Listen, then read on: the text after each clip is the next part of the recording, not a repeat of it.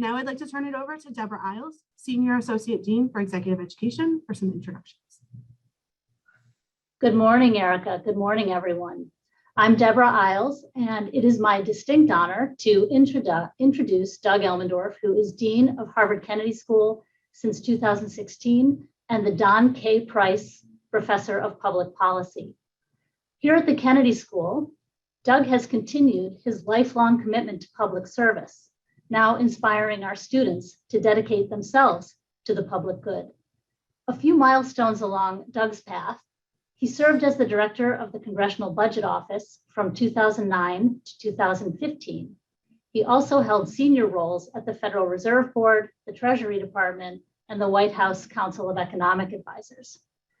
In his policy roles, Doug has worked on budget policy, healthcare issues, fiscal policy, Social Security, income security, financial markets, macroeconomic forecasting, and a range of other topics. Today, he'll be sharing reflections on challenges in higher education. I'm looking forward to this as much as I know you all are. Doug is always incisive, insightful, and inclusive in his thinking. He leads with a clear sense of purpose and a light touch. So please join me in welcoming Dean Elmendorf to the virtual podium. Thank you, Deb, very much. Thanks to all of you for joining us. I'm glad that you're here and I can be here to have this discussion today about higher education. I hope to start that you and your loved ones are well, despite the continuing pandemic. The past 20 months in this country and around the world have been almost literally unbelievable. In addition to the pandemic, we have dealt with struggles over democracy in this country and others, wars between and within nations, massive economic disruptions, a reckoning with racism here and elsewhere, alarming changes in the climate, and more. Some of these shocks have hit colleges and universities directly, while others affect our work in indirect ways. Certainly, many of our students are observing the problems in our societies and growing increasingly frustrated about our apparent inability to address those problems in meaningful ways. These students tend to think that people of my generation are doing a bad job leading our societies and our institutions, and therefore the students are impatient to gain more influence themselves.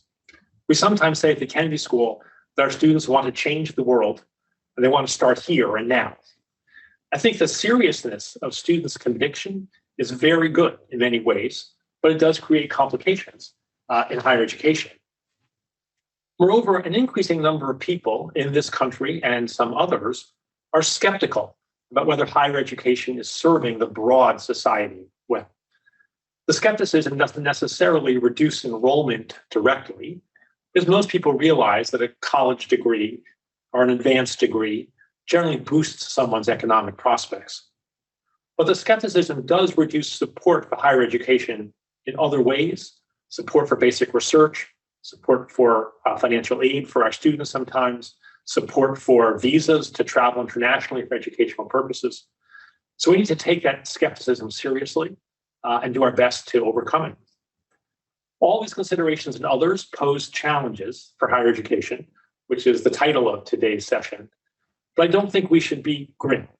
We in higher education have wonderful opportunities and important responsibilities that flow from those opportunities. I'm excited to be in higher education. I'm excited about what lies ahead for us. I presume you are too. So let's talk today about the challenges and opportunities for higher ed.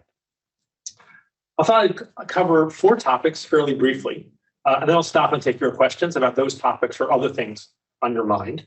The topics I want to cover are online learning, globalism, diversity and inclusion, and free speech. I should say I don't speak for all of Harvard University, and I only speak, in a sense, for the administration of Harvard Kennedy School. Here, as in many other places, different faculty members and staff members will have different views about the issues at hand here. And I think the discussions that we have internally, and I hope that you all have internally at your institutions, are very rich discussions that help us to set better paths. But I'll tell you today how I think about the topics. So let me begin with online learning. A colleague here at Harvard said last March that he thought the pandemic was either going to push online learning ahead 10 years or set it back for 10 years, depending on how well it went.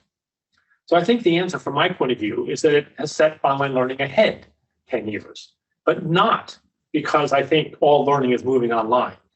Far from it. I think we have learned that students and faculty can learn and teach more effectively online than we had expected.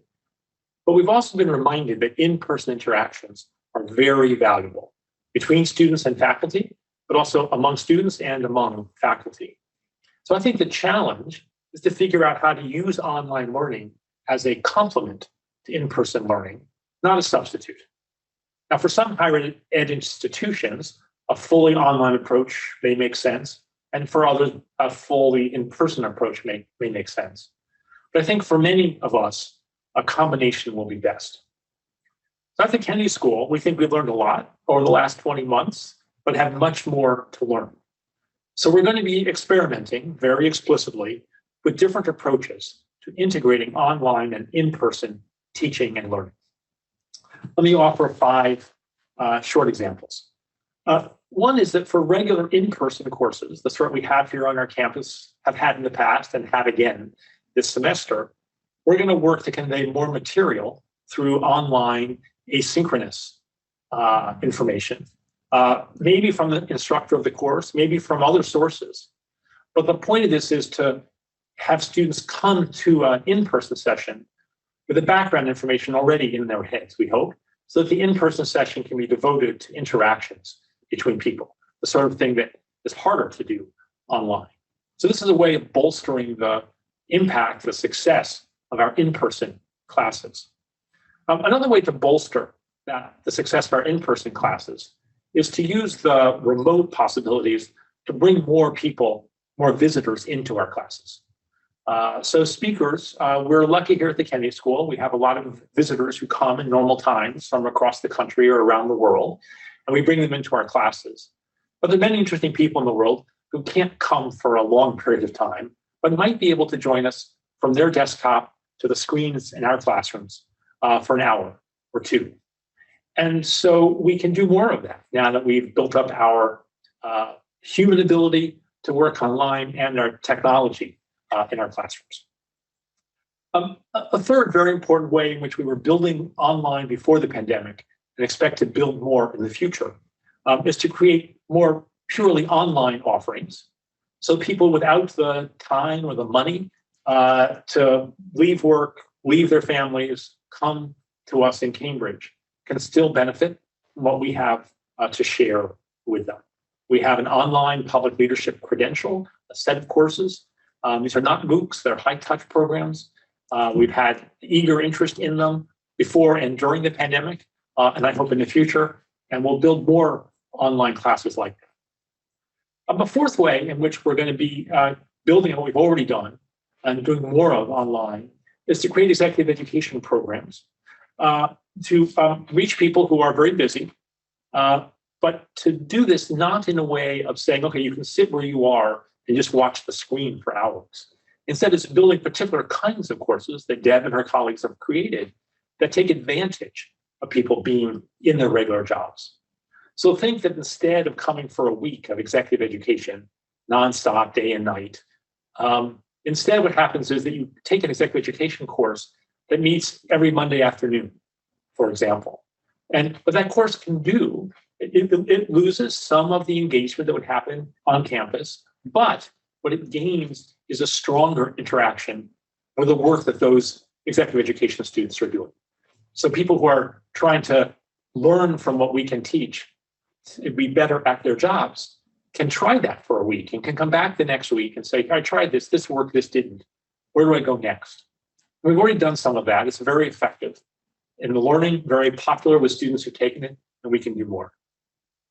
A fifth way in which we're going to do more online is with our alumni, giving our alumni more chances to teach each other. So at the Kennedy School, we have local alumni groups. We have shared interest groups of alumni in different places with common interests. And so these groups can gather sometimes in person, but it's complicated, hard, and therefore infrequent. We can have these alumni connect online more often. And so we have a new series called Alumni Talk Policy. This public policy is our gig. And these alumni appear on panels, talk, and then other alumni who are interested offer their own perspectives. And we plan to do more of that. So in this whole area of online learning, some of the experiments we try will undoubtedly not work. That's why they're experiments. But some, I think, will be big successes. And we'll leave behind the ones that aren't working and build on the ones that are. And I think over time, we'll have a much richer array of pedagogical approaches that will be better targeted at individuals trying to learn in different ways. So we'll reach more people and we'll reach them more effectively. So that's the setup for online learning, and I'll be curious to hear your perspectives. Let me turn to the issue of globalism. I see this naturally from a US perspective, given my background and this school, but I think the issues that I'm going to raise will have their own reflections wherever you are coming from today. I think of higher education as interacting with the rest of the world in at least three respects. Part of number one is to recruit faculty members from other countries to teach and conduct research, to stir the intellectual pot, to enhance the intellectual vitality of our institutions by bringing different perspectives to bear. A second way that higher education relies on the rest of the world is to recruit students from other countries to come to enrich student life in and out of class, and also in many cases to provide revenue to support the work of the schools. For many institutions in the United States, foreign students' interest in coming has become an important part of the student population, an important part of the economic model. I think the third way in which higher education has to interact with the world is that all of our students, wherever they're starting from, need to learn more about the big, fascinating, important world beyond the borders of their own country. That's aided by foreign faculty and students coming. It also involves arranging to send students elsewhere, and more generally relies on an attitude of positive engagement with the world. The conviction that we all have things to learn and share, even as we also have disagreements. So these elements of interaction between higher educational institutions and the rest of the world are crucial for the institutions, and also, I think, extremely important for the countries that we live in. Bringing smart, energetic people to new places helps create ideas that wouldn't come to exist otherwise. It shares ideas beyond the places where they are initially created.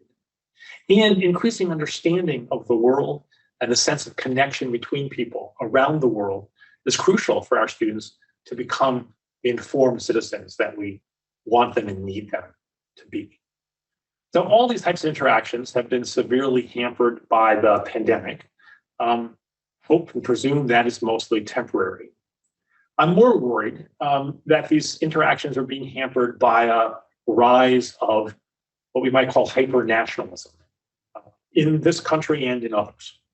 So in the United States, our participants may have seen in the last few days a report on the number of foreign students in this country fell very dramatically. I presume most of that, maybe all of that even, is because of the pandemic.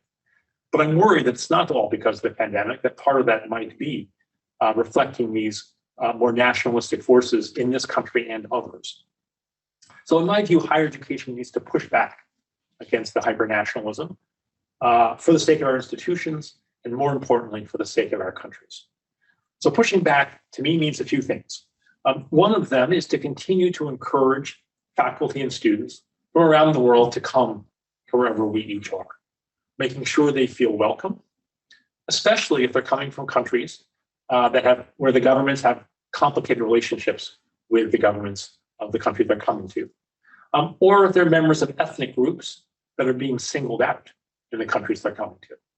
So here at the Kennedy School, we have Chinese students who worry sometimes when they arrive that they won't be fully welcomed because they're aware, of course, of the fairly high level of tension between the US government and the Chinese government. I think for the most part, our Chinese students who come here end up being very warmly welcome and have wonderful experiences.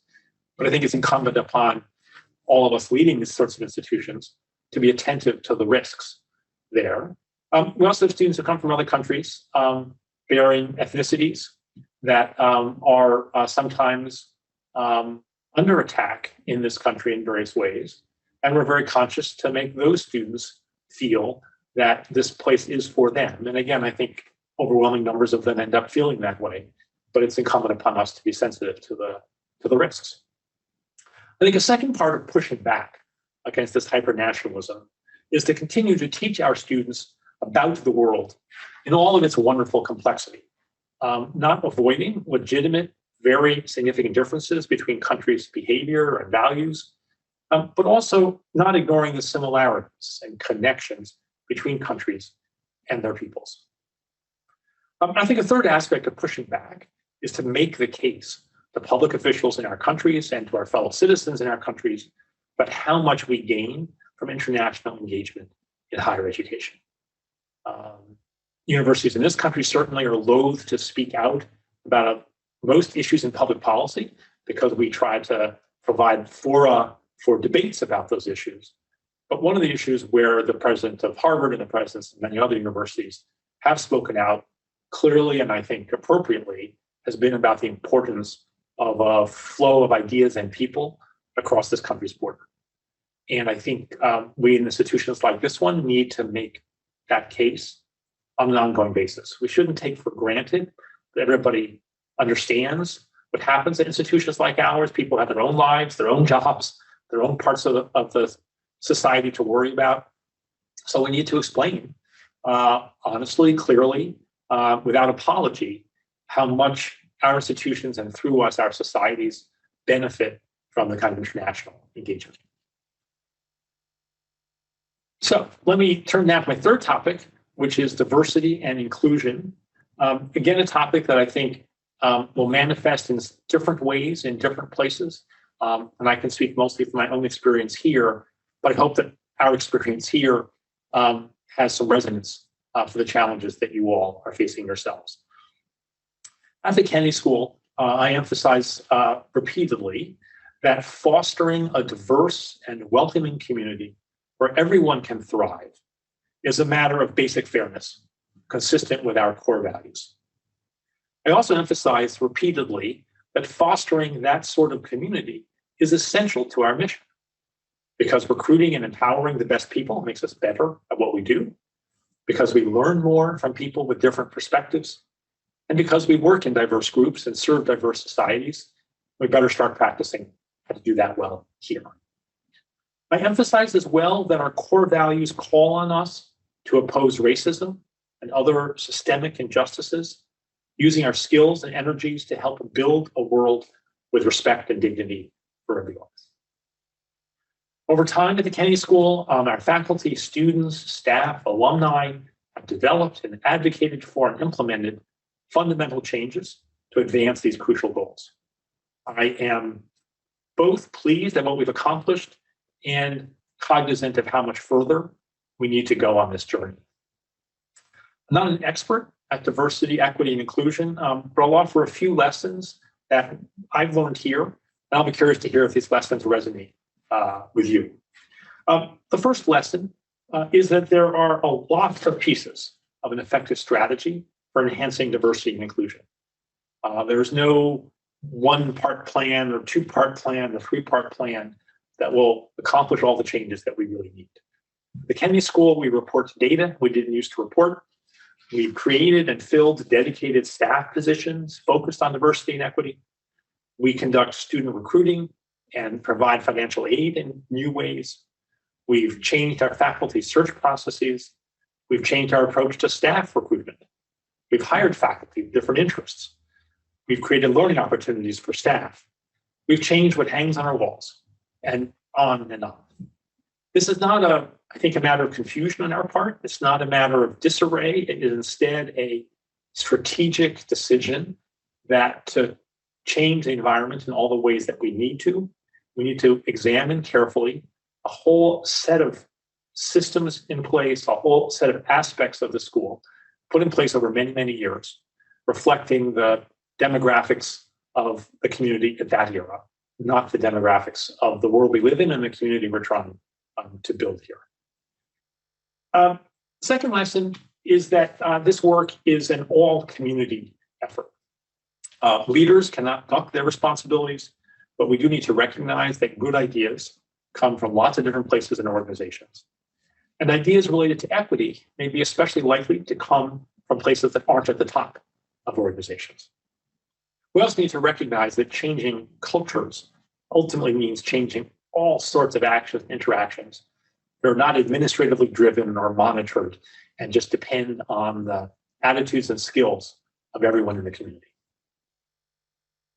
The third lesson that I've drawn is about the importance of communications. One of our students is very active in pushing the school toward greater diversity and inclusion. Mentioned to me last year that he knew that a lot of things going on at the school that most students didn't know about. And I heard that more and more from different people. We spent time building up better methods of communicating what the school is doing. That's important in part because the turnover is so high. At the Kennedy School, we have 1-year students and 2-year students. So if you take the total community of faculty and staff and students, a quarter or a third turns over every year. So picture that in some other kind of organization. Very, very hard to make clear what you're doing and what your goals are. So communication matters. And it matters partly just to avoid wasted effort, students writing to say, why don't you do something that we're actually already doing? But more importantly, the communication shows where we stand. So people who want to do better know what they can build on. They know what has happened, then you know what you can do next. So we have a lot of information on our website. We use social media and so on to help catch up each new set of people. And those who just haven't been paying attention in this particular set of challenges to what it is we're doing at the school and what we're trying to do next. The fourth lesson I've learned about diversity and inclusion is that persistence is very important. And that's true throughout activities of higher education, not just in diversity and inclusion, but it's definitely true in these issues. As I said, we're trying to change systems and habits built up over very long periods of time. That's not going to happen all at once, but it has to happen. And therefore, we need to keep at it. And we need to keep at it, as I said when I started, to fulfill our values and to achieve excellence in our mission. Okay, that brings me to the fourth topic, which is free speech. This is a complicated, I think, really important and very interesting topic for leaders of higher education to think about. I think that institutions like Harvard and all other institutions of higher education need to be committed to what we call constructive discourse among members of our communities. Listening to other people's ideas and responding to those ideas constructively are essential to an effective learning community. If you don't listen, you don't learn. And if you don't respond constructively to other people's comments, you don't induce a further round of comments that you can learn more from. I also say here a lot that engaging in constructive discourse is essential to good citizenship. When we all meet in the public square, we should start with the idea the other person's perspective will matter for our future together, and therefore needs to be understood, even if we don't agree, and we'll try to persuade otherwise and push society otherwise. We need to understand where our fellow citizens are coming from. Now, notwithstanding this logic, constructive discourse is often not easy. And not easy for important reasons. People at a college or a university have a wide range of experiences in their lives, wide range of knowledge and perspectives, and therefore can disagree about many issues. And these disagreements are not surface level matters of taste. They are fundamental matters that go to the core of our values and identities. Moreover, a significant number of students view constructive discourse or civil discourse or respectful discourse or whatever else you would call it as a tool used by people in positions of power, as they view deans, to perpetuate the status quo. As they find the status quo rather unacceptable, they view the tool, as they sometimes see it, of constructive discourse in defending the status quo as a reason to be opposed to, or at least concerned about, constructive discourse. So what are we supposed to do? Well, our activities at the Kennedy School on constructive discourse are a work in progress, like our activities to enhance diversity and inclusion. But again, I'll offer a few lessons on my mind today. The first lesson is that we all should recognize forthrightly that comments by some people can hurt others. Therefore, members of our communities should try to avoid comments that hurt others and be interested in learning what those comments are and how they hurt and why. At the same time, members of our communities who are hurt by some comments should respond with a presumption that the other person is not trying to be hurtful, but has a gap in their understanding. And maybe the person who was hurt can help to fill that gap, help to teach the person in ways that are consistent with the sort of learning community that we're trying to have. My second lesson is that leaders of higher education should be clear about the values at the cores of our institutions. We should explain that listening and understanding do not always mean agreeing and compromising, because people should form moral judgments and stand by them. I'll offer a couple of examples here. Last fall, the deans of Harvard schools together wrote a statement we called Reaffirming Our Commitments. And we talked very explicitly about the values that we are trying to advance as leaders at Harvard. But it was joined by the president and provost, but very much a group effort by the deans to be clear about where we stand. I think that's important for people here to have heard.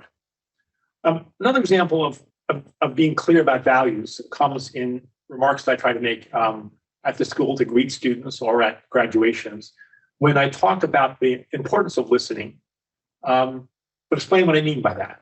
And I've said to students on some occasions that they should have the courage to stand up for what they believe in, but also have the courage to sit and listen to things they don't believe in, and to understand and think hard about why they don't agree with whatever those views are.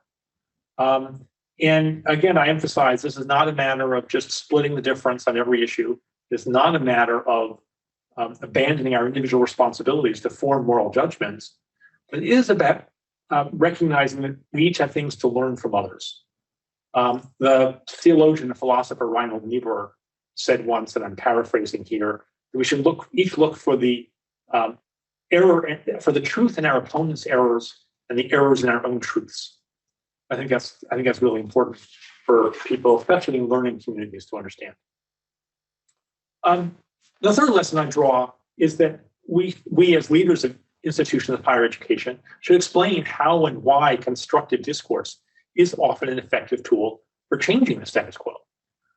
Like other tools, it can be used to defend something. It also can be used to try to change something. In my own experience, most of my career has been spent working in the government, as Deb noted. I've seen lots of cases where people's minds were changed and positions were moved and actions were taken because people were willing to talk to somebody else. And the fourth lesson I draw is that engaging constructive discourse is a skill that can be taught and can be learned. This is not just a matter of deans making exhortations. I make them, I think I should make them, but that's not the primary way that any of this is going to be taken up at the Kennedy School. And I think this lesson applies to other places as well.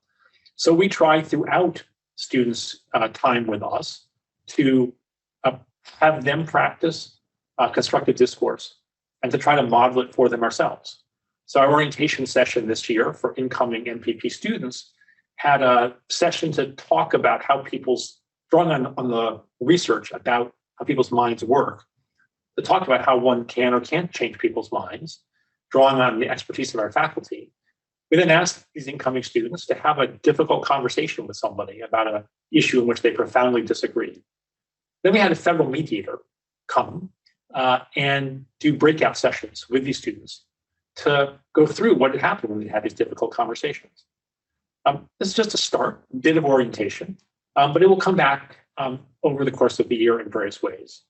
And as I said, we also tried to model this. We've had a set of discussions at the Kennedy School in the last month about what happened in Afghanistan, what will happen next in Afghanistan. We had an array of faculty members who don't agree on what the right policies were, what the right policies are now. And I hope that one thing students took from those sessions was an understanding of how people bring evidence to bear to try to persuade those with whom they disagree. So this challenge of how to have speech that is free in the sense that people can offer their own perspectives, but is also inclusive in the sense that people are drawn into the conversation and engage with each other, rather than this becoming just a matter of somebody yelling at somebody else and somebody yelling back. It's an ongoing challenge for, I think, all of us at institutions of higher education, but a challenge that we can make progress on by applying ourselves to it through both the direct actions and words that we use as leaders, but also through training our students to become better at this over time than many people in our societies are. So, as I said to start, I think this is a challenging time for higher education, but also a time of tremendous opportunity and excitement that I feel and I hope you all feel. So now you've heard a bit of my perspective, and now I'm looking forward to hearing yours. Thank you very much. Great, thank you so much, Dean Elmendorf. We will open it up for questions. If you would like to submit your question via the Q&A, please go ahead and do so. We'll also take a few live questions, so just raise your hand and we will call on you in the order that we receive it. So we'll start with a question submitted through the Q&A, and it's a multi-part question, so we'll give you part one and then part two. We have questions about the online experience of the last 18 months or so. How did you measure the educational outcomes, and did you notice any changes in the quality of education when you pivoted to online? So thank you for the question. And I'll encourage Deb to speak up here too if she has some things to contribute. I don't think we in general that we have tested the learning relative to previous years. My anecdotal sense is that many instructors tried to cover less material, but think that their students absorb what they taught in stronger ways, because what doesn't work very well even in a classroom is somebody lecturing at somebody else. That works particularly badly online. And some of our instructors who had fallen a little into the routine of, here are my notes and I'm going to tell them to you, reinvented their courses in ways that had much more interaction with students. And as I said, I think my sense of the anecdotal finding was that you didn't get through as many pages of notes that way. The ideas you did get through were absorbed by the students because they had more chance to work with them themselves and apply their own experiences and toss them around in their heads. But I don't know, Deb, if you have anything to add to that. Sure. Yeah. A couple things that come immediately to mind are, in executive education, because the programs are shorter and they're running with a lot of frequency. One of the first measures that we looked at was just the most basic measure of enrollment. And we were surprised and delighted by how many public leaders from around the world really took the attitude that they could not just wait until the pandemic was over, and that they needed to explore online learning as an option to continue their own professional development, which was obviously, we were very happy about that.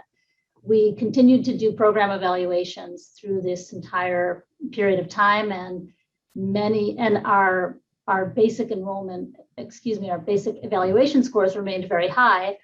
And many people commented that the experience was actually much better than they had expected, because the faculty had thought of so many ways to promote engagement and active learning.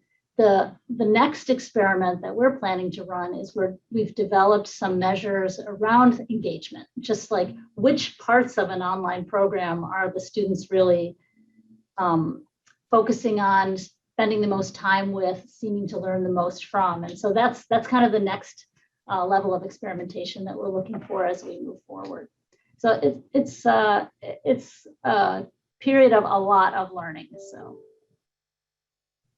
Great, thank you both. The second part of that question, I'm going to tweak just a bit. You're asking kind of what complaints did you hear from the faculty as they had to pivot online and how you address them? But I guess I would also ask, where were the faculty excited? What were they excited about being able to do that maybe they hadn't been able to do before?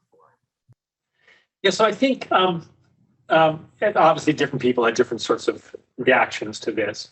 I think I described the standard one as having a few phases. The first was a little bit of panic. The second was, this is really, really interesting. And the third was, this is getting kind of old. And so the panic came because we, like many places, had only a small number of faculty members who had any sort of significant experience in teaching online. And then we went home from the campus, and spring break passed. And then at the end of that week-long spring break, we were up and running online. And so an awful lot had to happen very, very quickly. We helped the faculty members by providing a lot of support from the faculty members who had experience online, led tutorials, training sessions, really their own carefully designed teaching experiences for other faculty members. And we have staff members here who are experts at learning design and using technology, and we threw them into the fray. So we provide a lot of support for faculty members as they try to get through this first stage of panic and how do I do this? I think the second, well, I will say even in that phase, this was so people were stressed, obviously stressed for their own health, their family's health, in addition to the work stress. But there was a very strong sense that we needed to sort of hold hands and do this together. And that's true, in fact, throughout the Kennedy School. The faculty, the staff of the school, the students of the school really had a sense that we could together keep the school going. And that it was important that we did that. And I thought it was just a wonderful show of skill and commitment by the entire community here to get through this. I think that our faculty members in the second phase, I think found although there were hard things about doing this online, of course, there were also a lot of rewarding things. We had faculty members who really invested in their teaching, who rethought their courses. And they would say, I spent twice as long preparing to teach as I do in a normal year. But it was pretty cool what happened. And so I think there was then a period where we felt like we were getting okay, good, better, maybe excellent at doing this. And it was very gratifying. And then I think for this, as with many aspects of the pandemic, the initial commitment to seeing this through gets harder as the time goes on. And so I think that people started to get worn down. And the people are both the students and the faculty members, right? Our students were coming to us at all hours of day and night from all over the world. And you can do that enthusiastically for a while, and then it gets harder. And I think our faculty found also that the extra effort of this proved very difficult. So I would say we were all very, very happy to get to last summer and have, for degree programs on campus, a small break. Deb Isles and her team of staff working with our faculty rebuilt executive education here in an incredibly impressive way online, as she's described. And that's continued through the summer and continues today. And so we have not climbed out of this. As I say, we're trying to keep experimenting. So I think in general, I spent more time over this past year and a half, more now, checking in with people, making sure that they were doing okay in their own lives, balancing the extra work demands with the worries in their own lives. But I've been really just so impressed and pleased at how people have stood up to this challenge and made the most of it. Great, thank you. And we will take a live question now. Samreen, do you unmute yourself and ask your question? Yeah. Hi, am I audible? Yes, we can hear you. Yeah. Okay. This is Dr. Samreen Hussain. I'm working for Higher Education Sustainable Systems Activities by USAID in collaboration with the University of Utah. My question is this, the technological inequity which is magnified or exposed during this pandemic. So with this, how far can you see, we can go with the online or blended learning? Yeah, so thank you for that question. We worried a lot at the beginning about how our students would be able to participate. For our faculty members, they mostly have good technology setups, and we could help them. For students, particularly the far-flung students, our ability to help them was more limited. We did provide some funds for students for equipment in particular cases of hardship. What we can't do is to build a better 3G or 5G network in different places. And we had students who really did have trouble because the factors neither they nor we could control in full participation. I think it turned out in many cases that students found ways through their own creativity and with some help from us to get the access they needed. But I think not everybody. And certainly we had students who took leaves, referred to coming to the Kennedy School, in part because they realized they wouldn't have the access that they would need.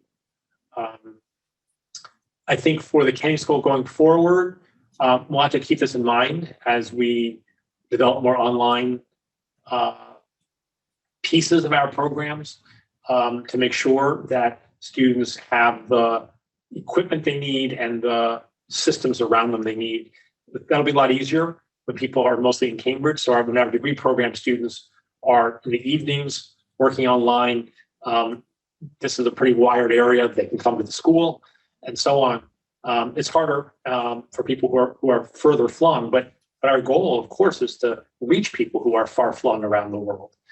And to do that, we need to keep being sensitive to this. But I don't think it's an easy problem to solve. It is partly a matter of putting up money, perhaps, to buy equipment, but it's also a matter of local constraints.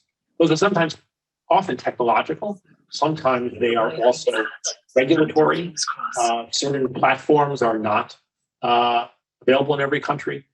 Some platforms are perhaps monitored in some countries in ways that make our students nervous. Those are problems we can't really control, but we'll do all that we can do.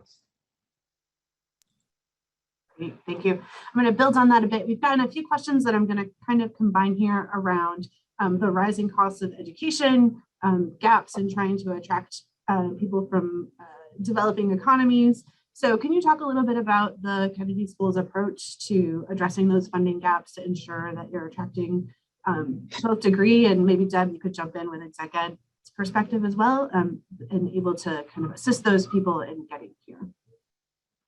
So thank you for the questions. This is a key issue. I think about this every day. When I became dean, my predecessor, who had focused a lot in his time on raising funds for financial aid, said to me, Doug, people are going to keep turning up to you. They'll have some clever idea that will cost, say, $50,000. And you might think, well, relative to the budget of the entire school, that's not that much money, and it's a good idea, so we should do it. And he said, stop and think every time that $50,000 would support one student coming to the Kennedy School. And you may think about, if you think about them one at a time, and every interesting idea kind of grabs your attention, then in the end, you're going to whittle away the ability for us to support students who come here. So I think about this with every choice that I make. We've had some better financial news recently, partly through the sacrifices people made during the pandemic, partly because stock markets have risen a lot, and that benefits the Harvard endowments. We had some good financial news, and one of the things that I announced as part of that is an increase in financial aid. We don't meet all need at the Kennedy School. Harvard College, which where the undergraduates go, meets all need. Look at professional schools, raise their own funds. Different schools have different amounts of funds and can provide different amounts of aid. So we are well short of meeting all of our students' aid. And I spend a lot of time trying to allocate funds here, as I just described, and raise funds from donors to support more students. The other change that we also changed the way we allocate aid to put more weight on financial need. In general, our aid comes in a variety of forms. We have a lot of aid for which we're grateful from donors who want to support students from particular places in the world or working on particular issues. And so it's not the case that sort of all the aid sits in a big pot and we can just make up rules to allocate it all. Much of it is allocated in ways that are specified by the donors. But for the money that we do allocate, unrestricted funds that we do allocate from the school, we've shifted to giving more weight to financial need in the hopes that we can use the money we have more effectively to increase access to the school. So what I've described is about the degree program's financial aid. We also provide financial aid in executive education. And Deb, I don't know if you can say a few words about how you think about that. Well, I think you've said it very well. I guess the only thing that I would add is that when we took many of our executive education programs online, we actually made a significant modification to the overall cost of those programs. And so one of the great effects of that is that it makes those programs much more accessible to a broader group of people, much more affordable. So we're thrilled about that. And as Doug referenced, we are bringing programs back to campus starting in January, but at the same time, we're doing a really strategic look at each of the programs we offer and which ones should remain online so that we can continue to reach the wider audience and which ones should come back to campus. And in each case, it has a lot to do with what we're trying to teach and the purpose of the program. So as we come back to campus, we are definitely will continue to have financial aid available. And as Doug said, never as much as we wish. But for folks who are interested in applying to the programs, they should explore that as applicants with the various program directors and see what we can do. And let me add, thank you, Deb. Let me just add one other thought. I think the question was started by asking about costs. Maybe I should have started by talking about the fundamental cost of running the organization. We are careful not to spend money that we think is not essential for the product we're trying to provide, if you want to think about it in that sense. In fact, for the last couple of years, starting before the pandemic, every staff position that has come open at the Kennedy School because somebody retires or leaves has come to me for review before we decide whether to fill it or not. And of course, when faculty members retire or leave, we don't necessarily replace them. We think hard about whether we really need to do that. And so we've tried to hold down the number of staff members and the number of faculty members. But at the same time, of course, our students expect to have a wide range of issues taught and researched and connected to the world by absolutely outstanding people. And to provide the caliber of education, the caliber of research, the caliber of outreach that we need to provide here is intrinsically an expensive proposition. And I think part of what we'll see in higher education over time is more targeting in a sense where people who want to have a certain sort of very intensive in-person educational experience will end up paying more for that than people who are content with different sorts of learning. And neither is right or wrong. I think it depends on the students' goals and the individual students' resources. And I think we'll see at the Kennedy School variation in this. And I think, as Deb suggested, some executive education programs will be less expensive than others forever. I think we'll see this across institutions as well. Thank you, Erica. Great, thanks. We'll take a live question. Lillian, do you unmute yourself?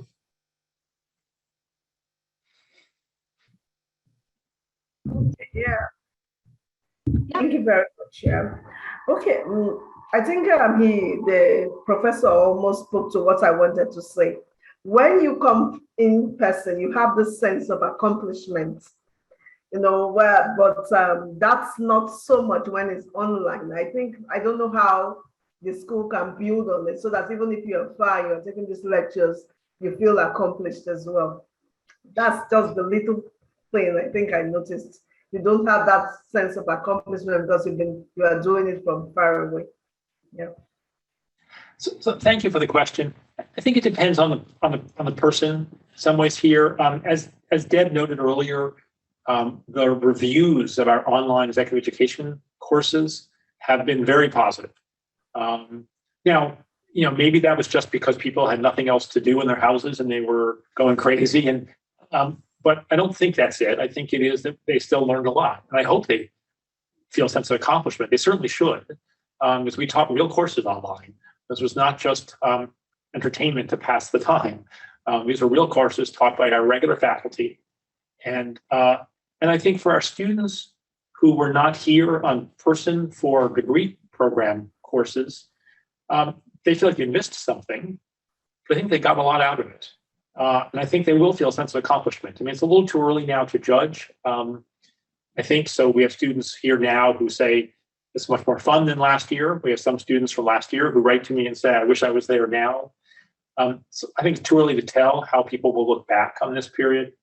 But I think people should feel, and I think many do feel, a real sense of accomplishment. And in some ways, people have climbed a much steeper mountain to get the learning than they would have in other times. And in some ways, they should feel even more accomplishment through that.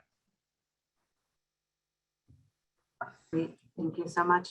Roberta, unmute yourself. Thank you for having me participated in. My question is, in higher education with multiple points of view and cultural diversity, what is your opinion that the challenge to financial sustainability is primarily important than their values and mission? I'm sorry, Alberta, that what is more important than the values or mission? Yes, sometimes the universities, especially in higher education, they are challenged to have more of financial sustainability rather than giving importance to their vision, values, and mission. What's your opinion, the Harvard way? Well, I think the institutions need to. Thank you. I think the institutions need to be true to their values and mission. Yes, I agree. Because otherwise, there's no there. I mean, you can't. I and I think others on this discussion this morning are trying to accomplish teaching and research and creating ideas and training people for the world.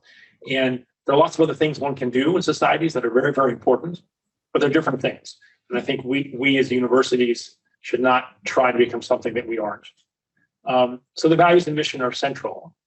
At the same time, I think it's very reasonable and appropriate for leaders in institutions like you and I are a part of to figure out how to meet the concrete specific needs of potential students.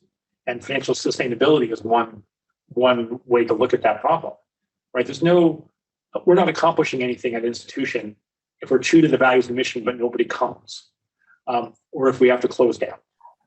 And so I think there can be a constructive process of leaders and institutions saying, well, the current thing we're doing is not financially sustainable. What are we missing? What is it that we are not providing that we could provide? What are we spending money on that we should not be spending money on? And that process of trying to, I'm trained as an economist, that process of trying to meet the demand is how institutions get better. It's how we have different cars today than we had 10 years ago, and how we connect different higher institutions of higher education today than we had 10 years ago. But it's not abandoning the mission. It's just finding a different way to pursue that mission that meets the needs of the current era. Thank you very much. We had a question about the HKS's outreach to the wider community. So obviously we've talked a lot about degree programs and exec ed programs. Someone's asking specifically about TED Talks or other formats that have a wider audience reach. So Doug, maybe you could talk a little bit about the types of forums and events that happen here at the Kennedy School more broadly. Yes, thank you, Erica. So the Kennedy School tries to be outward-looking institution in a variety of ways. Some of the external audience are current public leaders and policymakers, and we reach them in part by their visits here, in part by now their virtual visits here, in part by our faculty and students and staff members going out across the country and around the world. But another part of our external audience are interested citizens, one might say, locally or at a distance. And we try to reach them in various ways. So in normal times, we have events on campus. Erica referred to the forum. The forum is a place at the Kennedy School where outside speakers come and where outside guests are invited. Now, it's different at the moment because of the pandemic and the health restrictions. But in general, we'll go back to having outside people come and they ask questions and participate. And it's part of the vitality of forum events and many other events that happen around the Kennedy School. We're also doing more online ways of communicating in different fashions. So some of this runs through the Kennedy School's own executive education program that Deb Isles leads. Some of it happens through other partnerships that Harvard has put in place with providers of online learning experiences. And so in some sense, the content is created by Harvard Kennedy School faculty members, but the distribution channel, if you will, is run by others who have particular expertise at doing that. So our expertise is primarily the content. We have to control that, but there are various ways to distribute this information. And so Harvard actually just signed a new agreement with another firm that provides a certain sort of online learning experience in their own way, with tailored to certain audiences. And so there's a number of different channels, if you will, through which the ideas that we have here are being pushed out into the world.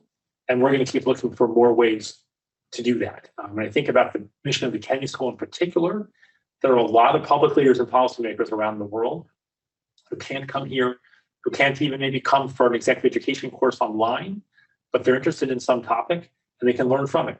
So last night in our virtual forum, Maria Ressa, who just was awarded the Nobel Peace Prize for her work as a journalist in the Philippines, spoke to hundreds of people online and presented data, talked about her experiences in the Philippines in ways that I hope helped other journalists, other places in the world who are trying to get the truth out where they live.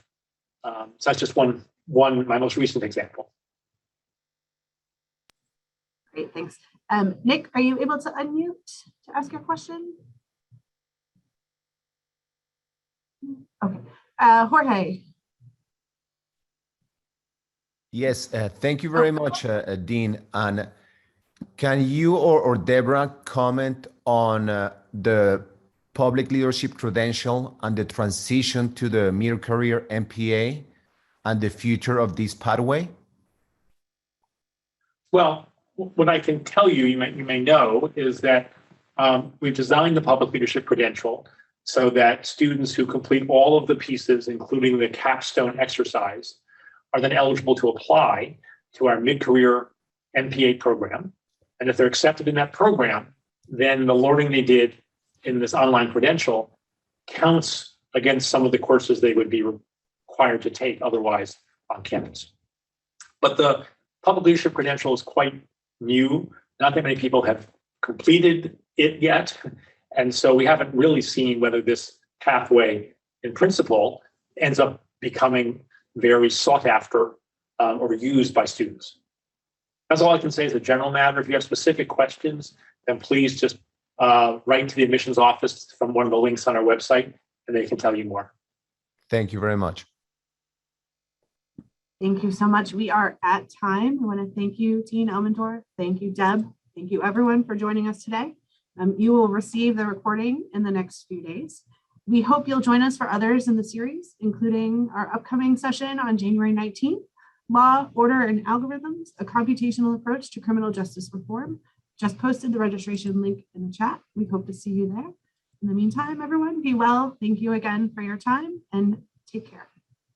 Bye-bye. Thank you, everybody. Thank you so much.